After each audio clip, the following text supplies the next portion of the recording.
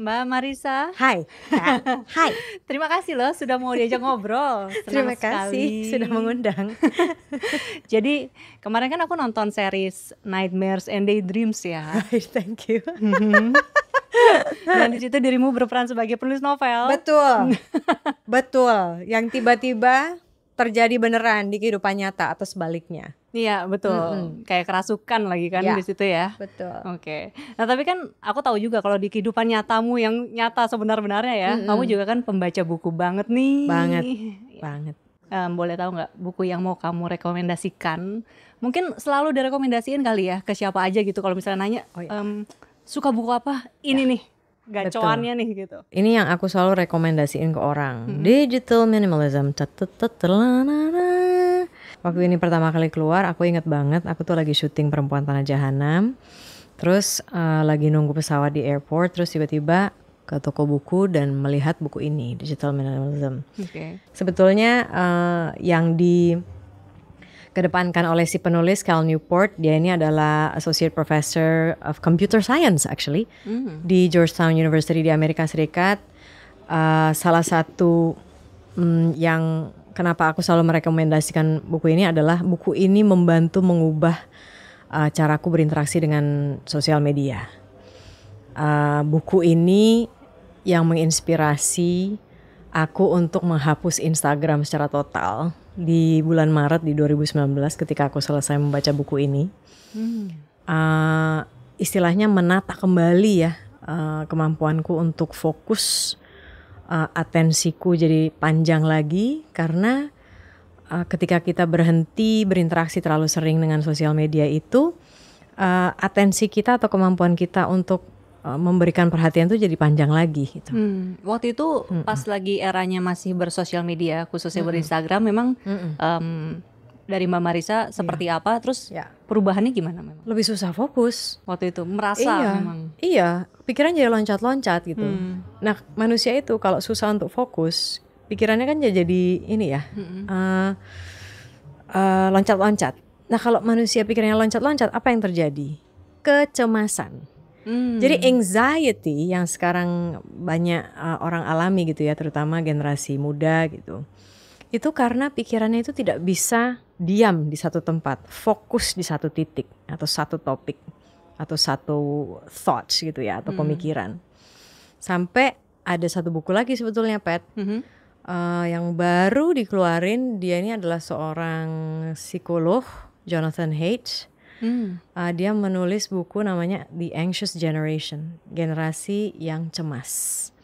Dan dia sudah melakukan penelitian ada hubungan yang langsung antara interaksi manusia dengan sosial media dan tingkat depresi dan keinginan bunuh diri, terutama di perempuan ya. Terus berarti waktu itu langsung mematikan Instagram. Instagram aku delete. Ada ininya nggak? Maksudnya triggernya ya kayak emang segitu mengganggunya atau mungkin ada satu titik yang rasa memang benar-benar mengganggu mental banget nih si sosial media ini. Waktu itu ada penyebabnya kah? Sebetulnya ada beberapa faktor ya. Aku ngerasa pada saat itu juga secara emosional aku lagi jatuh secara psikologis. Dan aku ngerasa kayaknya aku butuh pikiranku, aku butuh sendiri deh. Aku lagi butuh sendiri gitu. Jadi for some reason salah satu yang aku saat aku hilangkan untuk menyederhanakan hidupku itu adalah sosial media. Twitter juga pada saat itu juga aku deaktivasi. Jadi memang ingin sunyi aja di kepala. Karena keinginan untuk kepala yang sunyi itulah yang akhirnya membuatku merasa bahwa udahlah dibabat aja nih. Facebook nggak ada, Instagram nggak ada, Twitter waktu itu deaktivasi. Kenapa aku deaktivasi? Karena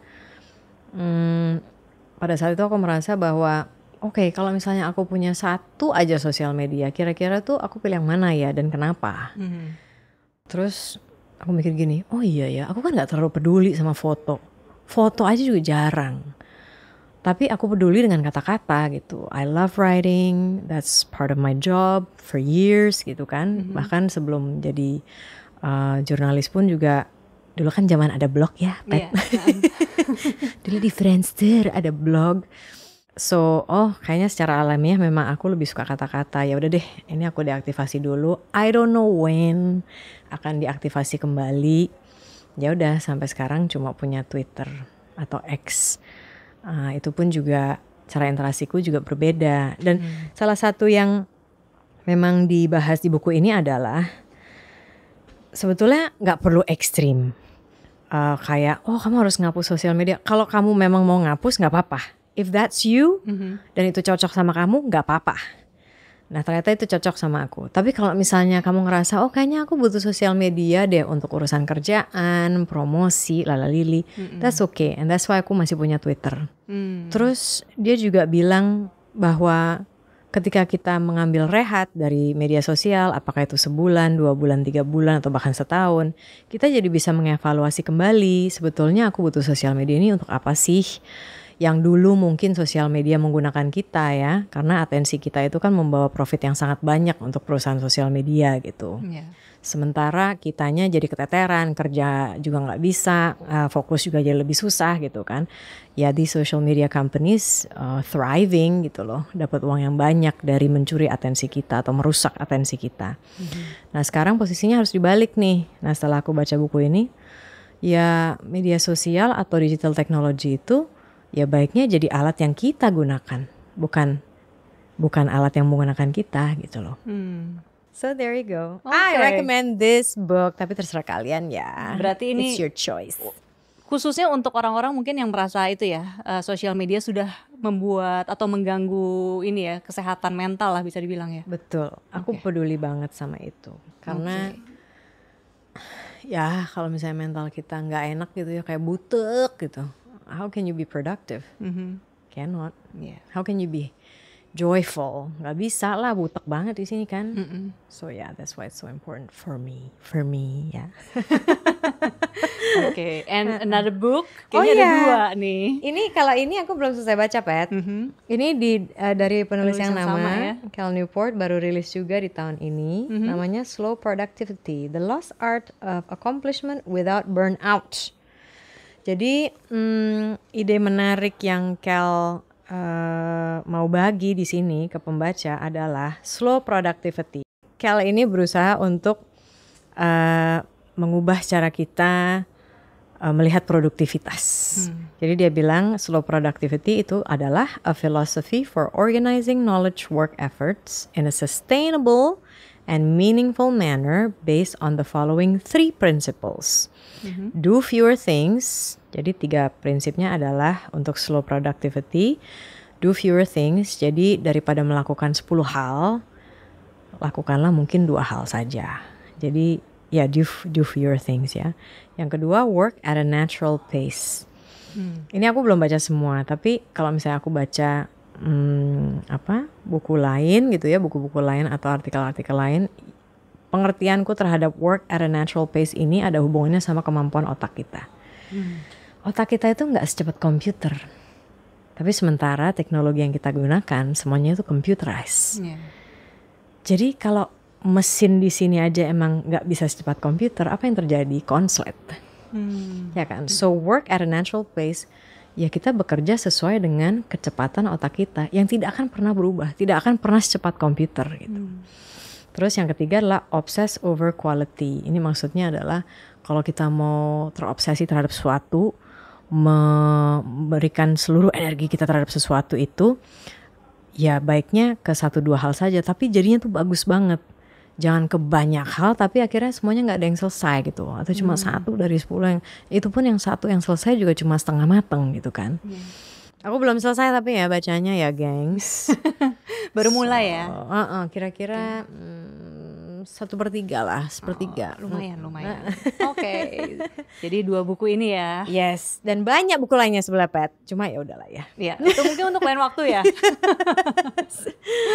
Berarti apakah ini ya dari si digital minimalism terus mungkin sekarang ke slow productivity buku ini, aku melihatmu itu ya, dan ya mungkin yang kelihatan juga di tergambarkan lah ya, Mbak Marissa Anita ini kayaknya orangnya selalu calm and collected gitu. Not all the time. That's not true. Kan kelihatannya. Exactly. Kalau not all the time, apakah waktu itu ada perubahan nih yang membuat kayak oke, lebih slow, lebih tenang gitu ya. Bukan cuman deactivate social media. Perubahan seperti apa yang waktu itu dirasakan? Apakah dulu memang lebih terburu-buru banget orangnya?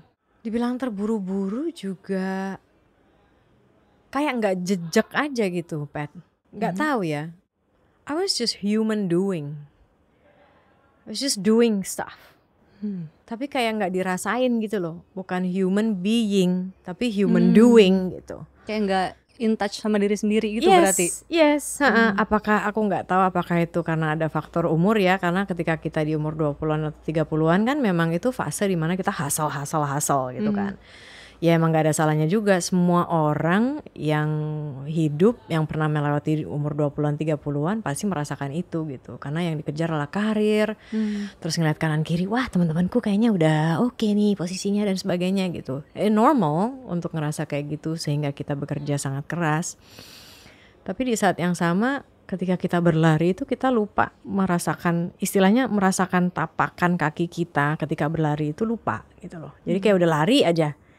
Istilahnya mungkin zaman sekarang itu gak mindful gitu loh. Aku ngerasa ketika aku berusaha untuk menyederhanakan hidupku, atensiku kembali lagi aku tata gitu dengan fokus pada hal-hal yang memang memperkaya pikiran saja. Misalnya kayak baca buku itu kan sangat memperkaya pikiran. Aku baca digital gak bisa, Pet. E-book gak baca berarti? Nyoba tapi kayak layar lagi ya kan. Meskipun orang-orang yang baca e-book bilang itu bukan layar, Mar. Itu tuh kayak alat, terus kan gak reflektif. Ya tetap aja itu alat, itu kayak digital stuff I don't like.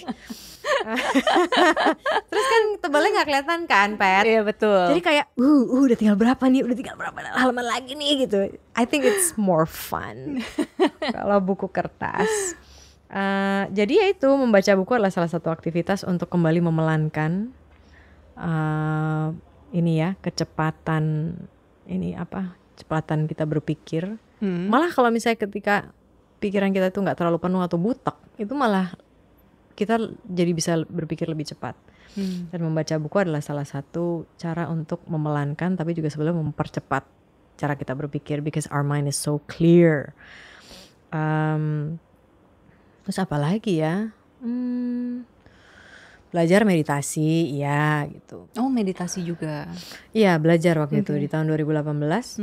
Berarti mulai mengalami perubahan ini memang 2018-2019 itu ya? Sebenarnya 2015 sih.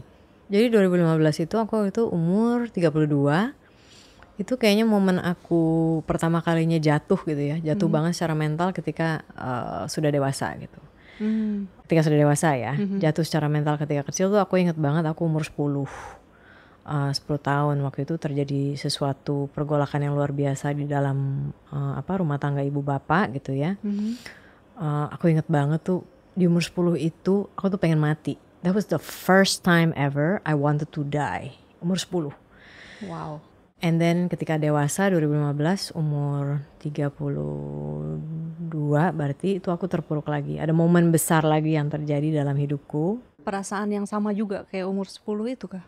Lebih anger kali ini ya. Karena kan aku udah gede. Kalau udah gede kan aku jadi punya kontrol gitu terhadap situasi yang saat itu tuh ya membuatku marah. Situasi ini sebenarnya sudah terjadi dari aku kecil. Cuma ketika kita kecil kan kita tidak punya power ya. Kita tidak punya kekuatan. Kita tuh hanya menerima. Makanya pada saat itu aku cuma pengen mati aja. Nah pas udah umur 32 tuh ya keluarnya anger, sadness. Anger ini udah kayak film Inside Out. Jadi kesedihan, kemarahan, terus akhirnya keluarnya tuh depresi. Ketika depresi itulah itu menjadi titik balik ya. Karena memang betul kata filsuf modern Alain de Botton, kita tuh baiknya melihat depresi itu bukan sebuah momok atau monster. Depresi itu adalah sebuah kesempatan untuk kita mengubah sesuatu yang sudah tidak lagi works di kehidupan kita. It's actually a call to change. Ada sesuatu nih berarti yang harus kita ubah karena situasi ini udah gak works lagi untuk hidup kita.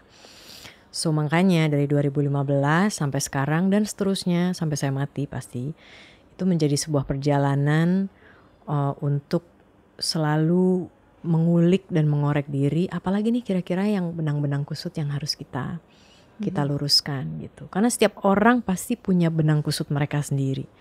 Dan hidup ini menurutku adalah kesempatan buat kita untuk yuk kita lihat yuk ke dalam gitu. Jangan ngeliat keluar terus, jangan mendistraksi diri kita terus, karena problem itu gak akan kemana-mana kalau kita gak lihat diri. Ini apa sih problemnya? Jadi ya udah, benang kusutnya diiniin satu-satu. Ini kalau berkenan ya, aku pengen coba nanya-nanya lebih detail nih ya. Yeah, sure. Tadi waktu di umur 10 itu sempat ada perasaan ingin mati. Nah waktu itu berarti apa yang terjadi sampai akhirnya tetap melanjutkan? Iya, karena kan anak kecil ya. Anak kecil itu bayangin, anak umur 10 itu kan pure emotion. Karena secara otak juga kita belum berkembang seperti kita sekarang orang dewasa yang logikanya bisa jalan, terbiasa menganalisa sesuatu dan sebagainya. Jadi itu udah pure emotion aja. Jadi kesedihan yang luar biasa, kekecewaan yang luar biasa, kebingungan yang luar biasa. Keluarnya itu aku pengen mati. Aku tahu dari mana. Aku inget banget, Pet. Aku lagi di sekolah nih. Jadi abis kejadian malam itu, kejadian yang sangat menyesakkan itu terjadi, besoknya kan aku tetap harus sekolah dong. Everything is fine, right? Iya, udah ke sekolah, udah gitu apakah hari itu, momen itu ada ulangan atau tidak, tapi yang jelas ada kertas ulangan di depanku. Jadi aku tiba-tiba menggambar banyak sekali batu nisan. Wow, dengan namaku sendiri gitu. Dan banyak gitu. Jadi aku pikir gila ini. Berarti waktu zaman itu tuh I was so depressed. Tapi tidak tahu bagaimana mengungkapkannya. Hanya bisa diungkapkan lewat gambar. So that's what happened. Nah waktu yang umur 32 tahun ini, apa yang dilakukan berbeda untuk akhirnya mencoba untuk mengubah situasi gitu ya? Yes, because something needs to change, right? Yes, karena aku jadi kebetulan memang aku suka nontonin YouTube-nya Huberman Lab. Oh yes, suka juga. Andrew Huberman. Yes. Ya ampun itu YouTube-nya 3 jam, lama ya Pak Andrew. Oh my God. Biasanya nggak pernah selesai sih. Jadi ada yang satu dia ngobrol dengan penulis namanya Robert Greene. Mereka kan ngomongin soal cara kita menemukan passion atau internal rider gitu ya. Terus kayak perubahan itu untuk kita menemukan harus tahu ngelihat ke dalam, ngerti rasanya sublime yang kayak gitu. Terus untuk bisa ngerasain itu perlu ada, dia bilangnya apa ya, agitation gitu di dalam pikiran kita supaya otak kita rewiring untuk kita melakukan sesuatu yang berbeda biar kita menemukan sesuatu gitu. Nah maksudnya dengan di usia 32 tahun ini dirimu waktu itu mengalami hal itu lagi, maksudnya perasaan depresi itu ya. Nah apa yang dilakukan berbeda waktu itu berarti? Pertama adalah waktu itu aku nulis surat ke orang yang menjadi sumber rasa sakitku itu. Jadi untuk pertama kalinya aku ungkapkan di usia dewasa. Karena waktu kecil kan gak bisa ya, gak bisa mengungkapkan, kita tidak eloquent sama sekali. Jadi waktu itu aku nulis surat aja, mengungkapkan amarahku, kenapa aku marah dan sebagainya gitu. Itu adalah salah satu langkah. Karena itu istilahnya kita akhirnya ngomongin the elephant in the room. Karena selama ini dalam keluargaku itu, bukan selama ini ya, pada saat itu hingga 32 tahun ya, itu kayak hidupku tuh kayak tiptoeing aja gitu. Sebenarnya ada problem yang besar sekali dalam keluarga ini. Tapi karena ini sebenarnya ada hubungannya sama bapakku. Bapakku itu adalah figur yang sangat dominan. Dan dia adalah sumber rasa sakitku waktu itu ya. Waktu itu. Sampai akhirnya kayaknya gue harus ngomong deh. Bahwa lu ini adalah sumber rasa sakit gue. Kenapa? Gue jabarin semuanya. Dia waktu itu baca suratnya shock dong. Ya kan. Wah gila ya. Ternyata ini adalah perasaan anak cewek gue selama ini. Dia tahu sih sebetulnya selama ini. Cuma kan gak pernah di in your face ya. Yes gitu loh. This you read. Shock kan waktu itu dia marah ya, biasa lah ya. Maksudnya normal dong kalau misalnya seorang bapak, orang tua tuh marah ketika anaknya istilahnya dia menganggap bahwa aku ini kurang ajar gitu. Meskipun apa yang aku katakan adalah betul. Nah seminggu kemudian akhirnya kita ketemu, forgiveness happens. Jadi for the first time dia itu mengakui dan minta maaf gitu. Oke, gue akui apa yang terjadi di masa lalu that was not great. Tapi ya sekarang kan gue udah berusaha untuk menjadi bapak yang lebih baik, bukan? Dan aku juga, ya of course aku akui itu, maksudnya ya lu sucks dulu gitu kan. Tapi gue ngelihat sih lu berusaha untuk menjadi lebih sabar, tidak violent dan sebagainya gitu. So that was the beginning of forgiveness between the two of us ya. Ada rasa maaf-maafan yang sesungguhnya gitu antara kita berdua, dan itu membuka pintu maaf gitu loh. Nah itu adalah salah satu yang aku lakukan. Kemudian di 2018 aku belajar meditasi. Karena ya mengurai trauma itu kan bukan semudah membalikkan telapak tangan ya. Mengurai trauma itu adalah perjalanan selamanya sebetulnya. Karena mungkin teman-teman psikolog juga bisa menjelaskan lebih baik gitu. Tapi yang pernah aku baca dari buku-buku psikologi adalah trauma akan selamanya ada dalam diri kita. Tapi bagaimana kita tumbuh dari trauma itu dan tidak selamanya menjadi korban. Ya kan ada yang namanya post traumatic syndrome, PTSD gitu ya. Kadang-kadang kalau manusia mengalami trauma itu, dia bisa jatuh ke dua kategori. Satu, menjadi korban selamanya, victim ya. Atau dia memutuskan untuk oke, ini terjadi. Rasanya sakit sekali, aku akan proses, tapi aku akan tumbuh dari ini, which is namanya post traumatic growth. Itu yang kita cari.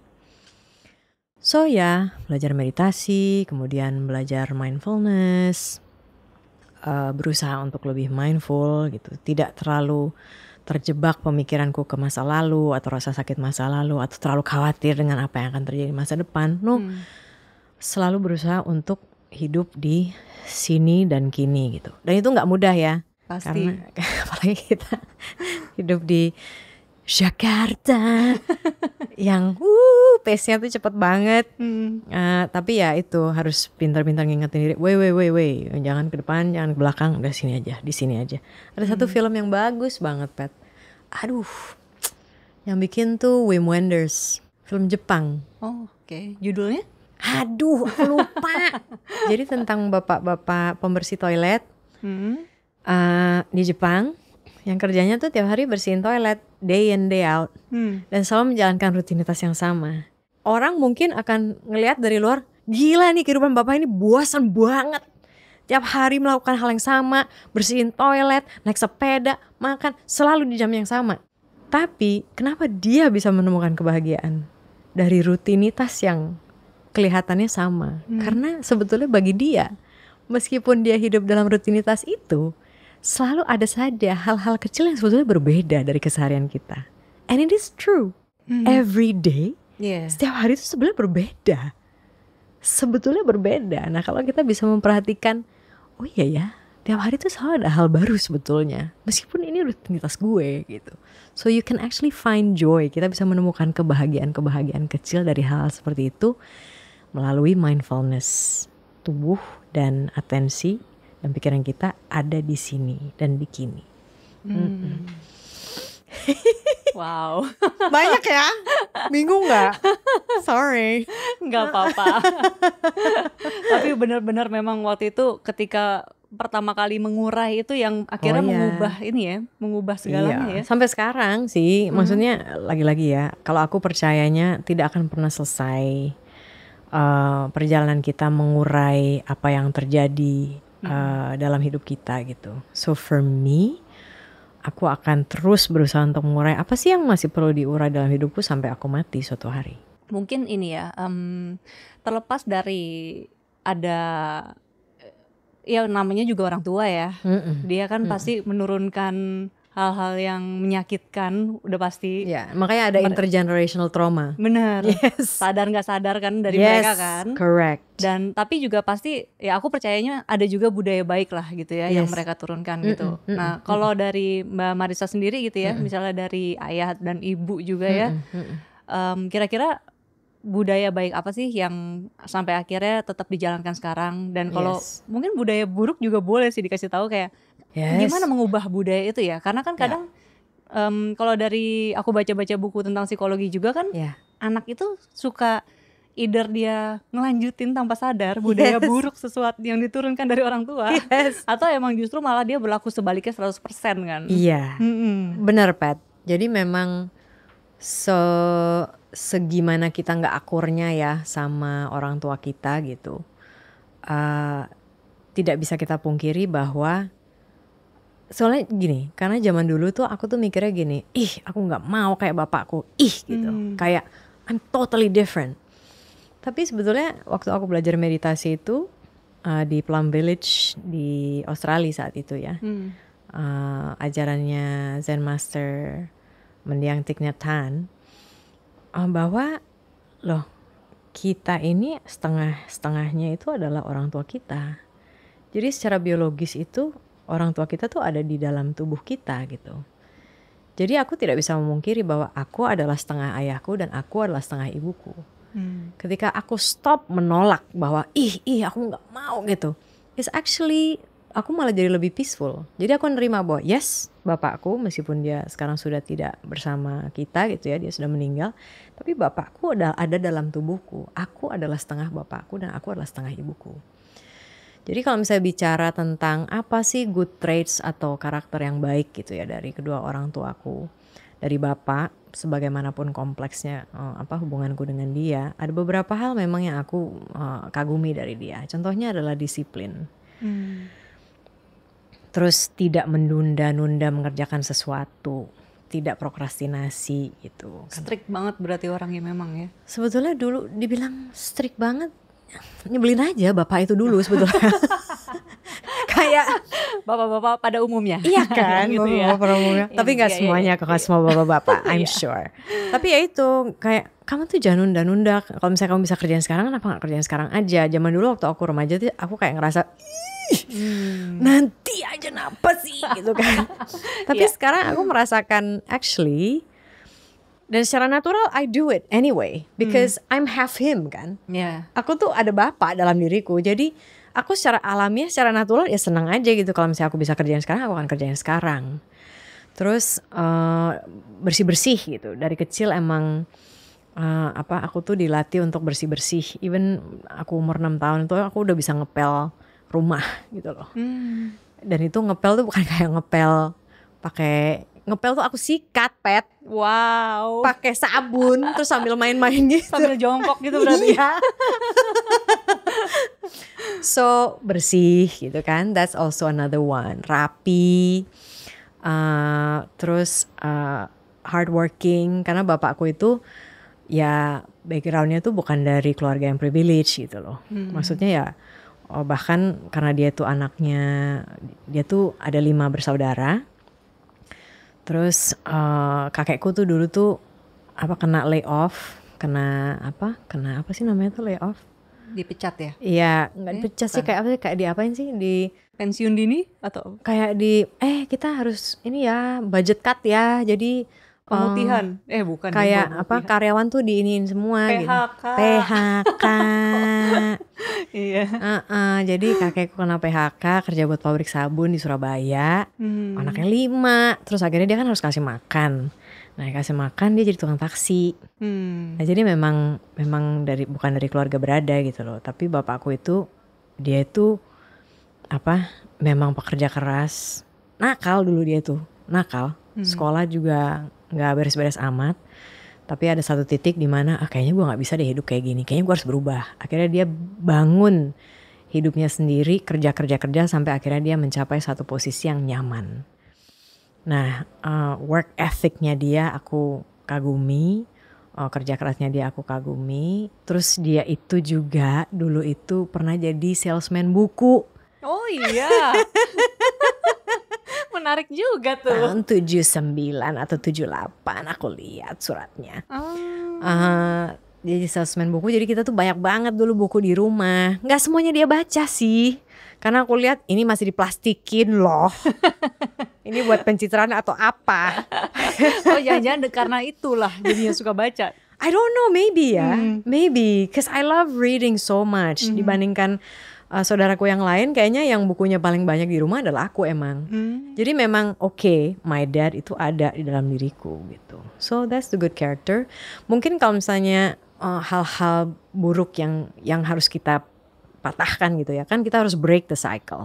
Kayak kamu bilang tadi, apa yang orang tua kita lakukan yang kita ngerasa wah itu gak oke banget gengs, itu kita jangan sampai deh ngelakuin itu lagi, adalah the violence. Jadi main tangan, ngomongnya kasar dan sebagainya. Jadi aku sampai sekarang nih ya, kalau aku denger suara kenceng, orang teriak atau berantem, aku tuh gitu. Gitu. Iya, because I grew up with that, right? And jadi aku harus kayak it's okay, it's fine. Kamu gak apa-apa karena kamu udah gede, you can do something about it. Jadi aku gak bisa kalau ada orang teriak, marah-marah, berantem, pukul-pukulan, aku gak bisa. It was so traumatizing for me. Tapi sekarang adalah aku gak reaktif kayak oh my god panic atau apa, enggak. Jadi lebih kayak oh oke, kamu ke-trigger karena apa yang terjadi di masa lalu, but it's okay, kamu udah gede sekarang, you know what to do gitu. Pengaruh ibu gimana? Oh ibu mah oh my god, ibu is a good cook. That's why you love baking. Iya, dan aku suka makan. Dan kalau makan tuh harus enak. Kalau nggak enak nggak usah mendingan. Iya loh, aku tuh sesnob itu. Jadi kayak, aduh daripada makan gini tapi rasanya nanggung terus aku jadi kesel, mendingan nggak usah. Nanti nunggu aja, nanti cari makan yang enak. Bahkan instant noodle tuh kan enak banget ya. Enak itu kan it can be anything sebetulnya. So ibuku suka makan dan makan tuh harus enak. Ibuku juga kalau misalnya masak tuh harus enak. Karena aku suka makan enak, berarti standar masakku juga harus enak. Itu it's a given. Jadi harus gitu kan. Yang dulunya nggak bisa masak terus belajar sampai akhirnya nemu rasa yang pas. And then I think my mom itu juga punya, my mom and dad actually punya kemampuan sosial yang baik. Maksudnya bapakku itu a true networker. Networknya banyak, gede gitu ya. Tapi sebetulnya aku kadang suka bertanya, dari network dia yang begitu luas, mana sebetulnya yang tulus sama dia? Because he was always drawn to power. Dia selalu tertarik terhadap kekuasaan. Jadi banyak sekali networknya dia tuh orang-orang berkuasa. Tapi lucunya ketika dia meninggal, orang-orang berkuasa ini tidak ada yang datang. Isn't that interesting? Sementara kalau ibu itu punya kemampuan berteman yang baik. Karena dia ada sincerity di situ. Ada ketulusan di situ. Jadi kalau misalnya orang sayang sama dia, emang karena orang sayang sama dia, bukan karena apa yang dia punya atau apa yang dia ingin tunjukkan atau statusnya dia gitu. Terus ibu tuh selalu kayak apa ya? I think ibu was my moral compass sih. Even though ibu ya she had her own issues ya. Maksudnya tidak ada di dunia ini orang yang sempurna, sama sekali tidak ada. Kita hanya berusaha melakukan yang terbaik. And I'm sure both my parents, kedua orang tuaku itu pada saat itu dengan demons-nya mereka sendiri, they try to do their best. Tapi ya they also had their demons, just like I have my demons. Ya kalau misalnya orang lihat aku kayak gini, kayaknya oh ya baik-baik aja. No, I have my demons juga gitu loh. Kita semua punya sisi-sisi gelap yang memang harus kita tatap dan harus kita ajak ngomong. Bagaimana kita bisa memanage sisi-sisi gelap ini gitu. Karena siapa ya, psikolog siapa yang bilang ya? Carl Jung. Carl Jung itu kira-kira ya, maksudnya kalau interpretasiku terhadap teori Carl Jung tentang the shadow atau sisi gelap di dalam diri kita itu, ketika kita bisa menerima dan bisa melihat dan bisa menatap sisi gelap kita menjadi manusia yang lebih penuh gitu. Dan aku jujur ngerasa lebih jejak ketika aku stop untuk berusaha untuk ini nggak boleh, ini mestinya nggak gini, mestinya kamu nggak mikir gini Mar, mestinya kamu nggak boleh gini. When I stop doing that, I was actually a lot more peaceful, lebih damai. Karena aku nggak berusaha untuk menjadi orang baik. Paham kan kamu Pat? Ya kan? Benar. Nggak ada orang yang 100% baik, itu nggak ada. Itu omong kosong. Kita punya sisi gelap. Perlu ngakuin aja ya punya sisi gelap itu ya. Dan apa yang mau dilakukan dari situ ya. Gitu aja gitu. Itu ketika itu terjadi aku yang oke, I'm fine. Aku bisa terima sisi baik dan sisi yang kurang baik yang bisa diperbaiki atau bahkan sisi gelap. It's okay, I'll deal with it. Apakah karena ada sisi gelap ini ya, jadi kamu suka dengan dunia acting juga? Kalau itu ya, nah itu lucu. Ini menurutku ya, cerdasnya tubuh manusia. Kamu pernah baca nggak buku namanya The Body Keeps the Score? Oh, I have it. Ya. Tapi belum selesai. Nggak apa-apa. Sedikit. Iya, emang karena itu bukunya kan cukup teoritis juga kan, dari Dr. Bessel van der Kolk. Rekomendasi dari salah satu sahabatku yang dia juga dokter medis, Sophie Hache. Dan di situ aku belajar ternyata ada metode untuk mengurai trauma. Banyak sekali kan. Kita bisa psikoterapi dengan seorang psikoterapis atau psikolog atau bahkan psychiatrist kalau dibutuhkan gitu. Tapi ada 2 metode yang kelihatannya fun, tapi sebetulnya bisa efektif mengurai trauma. Satu adalah kenapa orang suka yoga. Karena ternyata the movement, the breathing itu tuh bisa membantu kita mengurai trauma. Terus yang kedua adalah ternyata teater. Lucu banget. Aku itu secara alamiah waktu SMA itu suka dengan teater.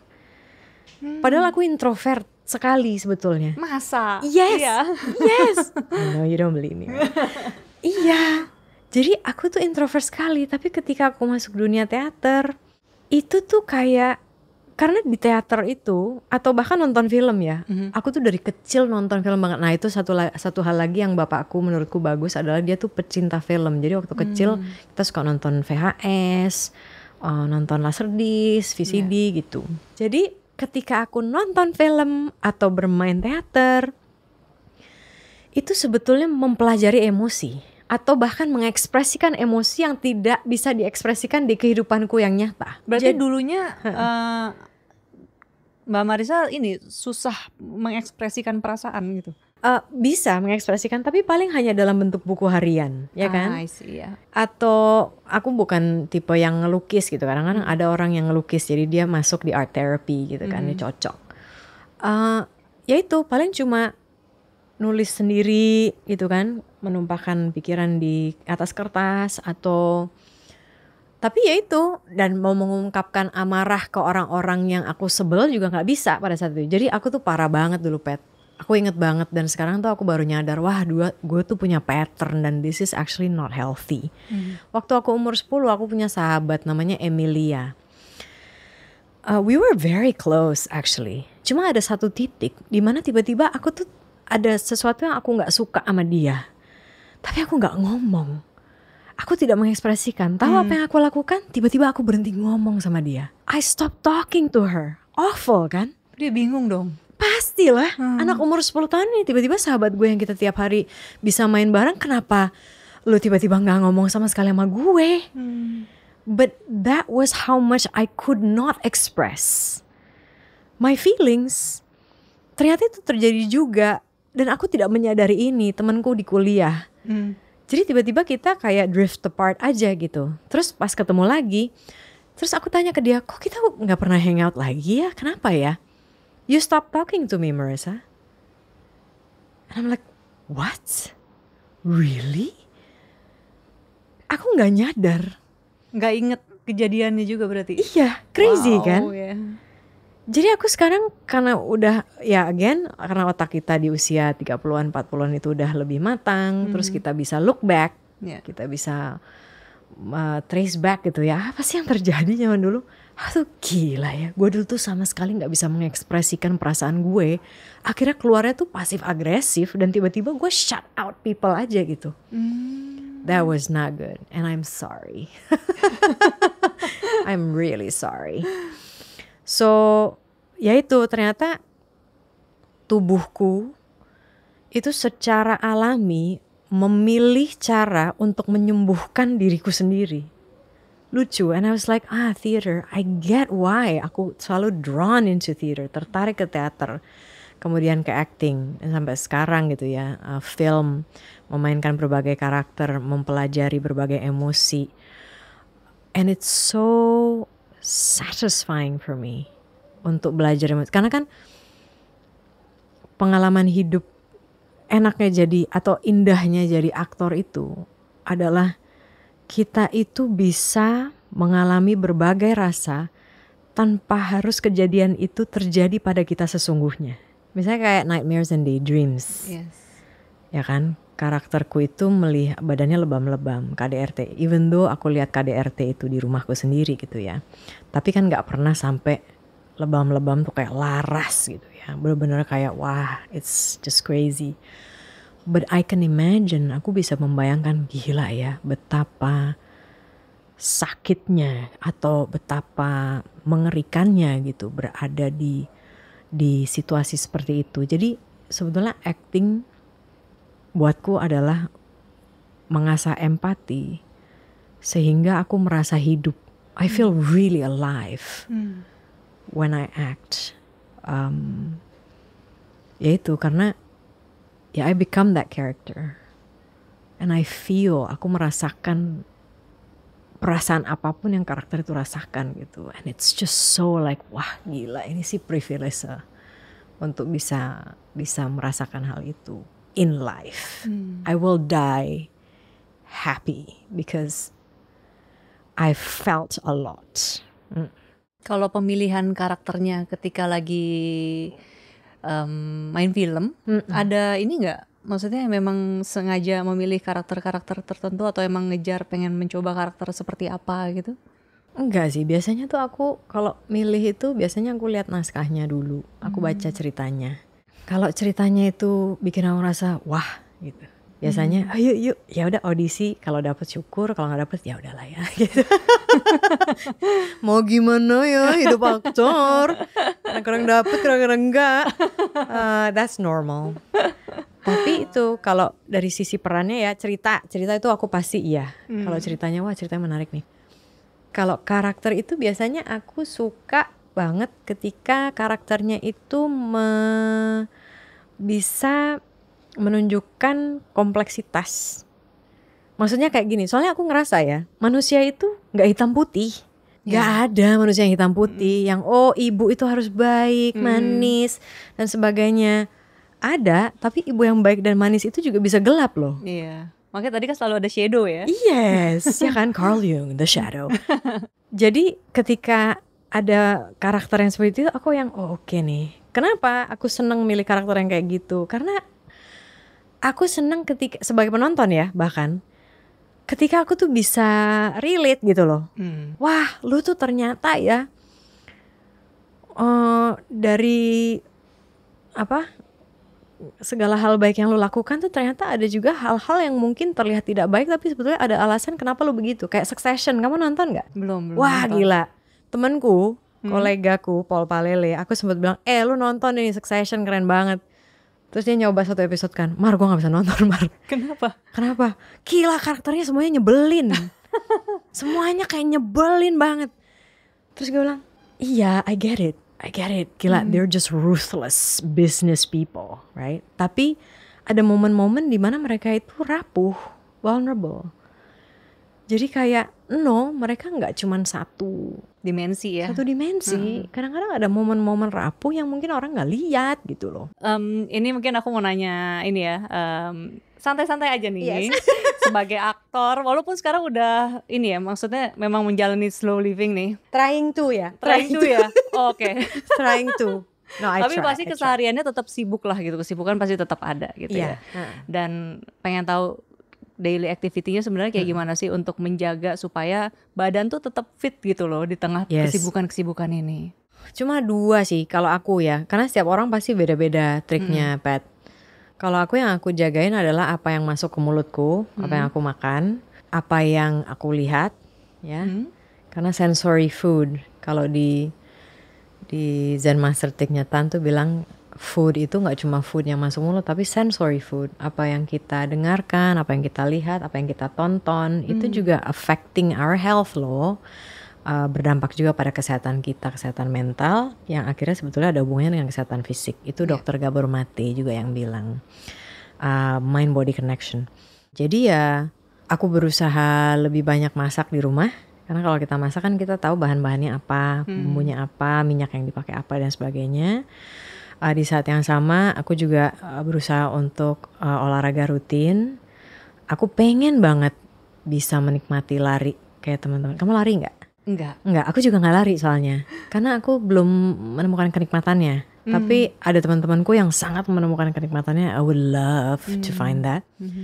Karena aku nggak lari, jadi aku berenang atau pilates yang di rumah. Mat pilates yang cuma kayak pakai yoga mat gitu doang gitu. Abis kalau pilates yang pakai reformer mahal ya, Cin. Satu sesi. Jadi udah ya mat pilates aja, mat pilates.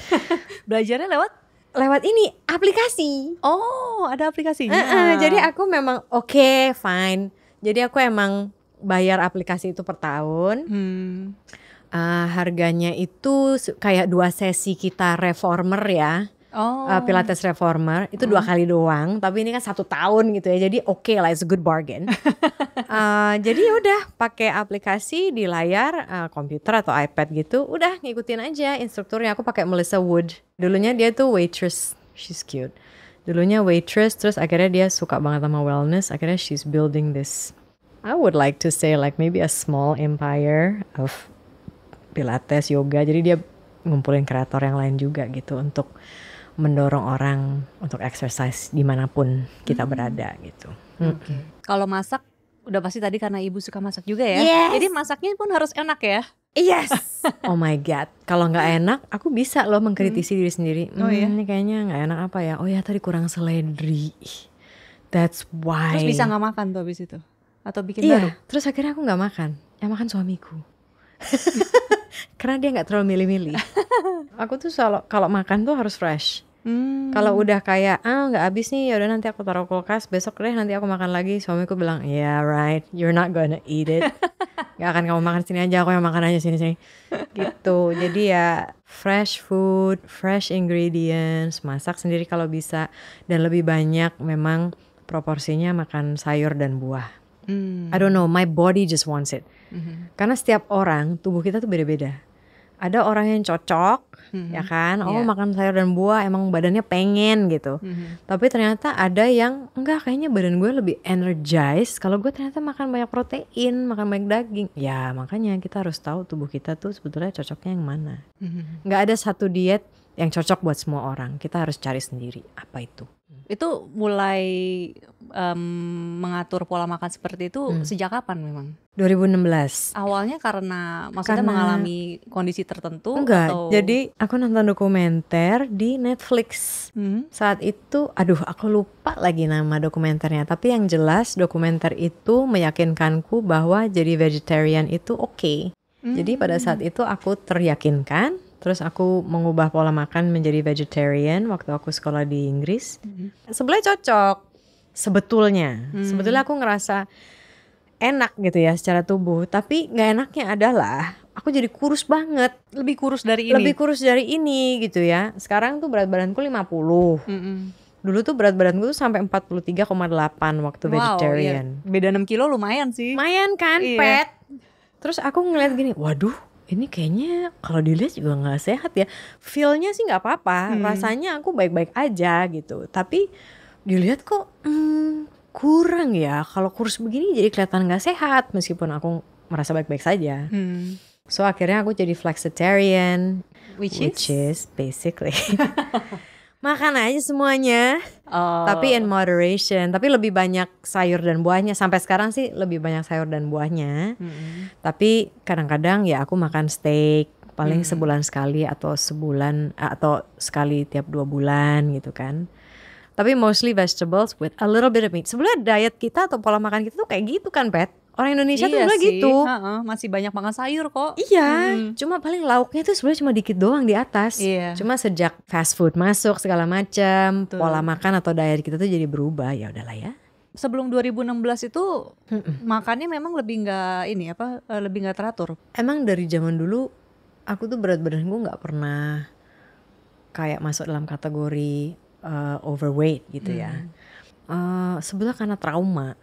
Aku umur 15 atau umur 14 itu tuh aku tuh anoreksia. Oh iya? Karena ini ya, kan manusia itu tumbuh kan ada fase-fasenya. Umur 14 apa berarti? Remaja kan? Remaja, iya. Nah remaja itu kan banyak perubahan di tubuh kita kan. Jadi lebih montok, lebih jerawatan. Pokoknya teenagers lah. Nah lagi-lagi nih, sumber rasa sakit nih bapakku. Bapakku itu mulutnya tuh suka pedes. Dan dia tuh nggak suka orang gendut. Terus ibuku kan ya namanya dia hamil punya anak kan pasti kan ada baby weight segala macam kan. Nah bapakku tuh selalu kayak ngejek dia gitu loh. It's just so messed up deh Pet.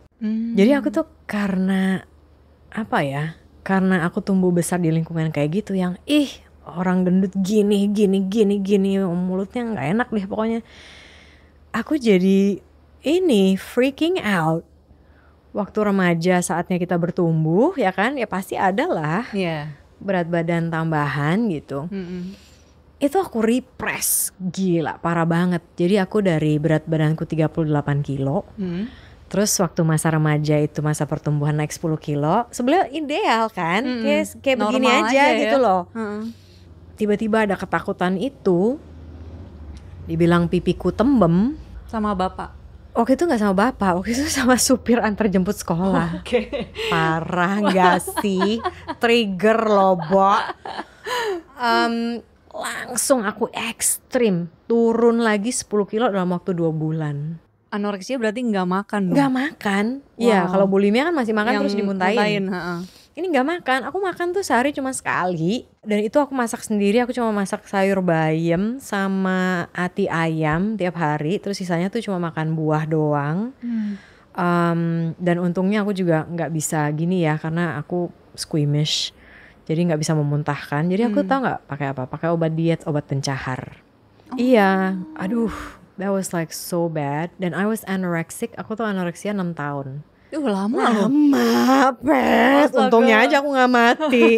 Makanya itu mungkin sampai sekarang juga ya aku dibilang anoreksia juga enggak. Cuma lebih inilah, makan menikmati semuanya tuh gak pernah berlebihan.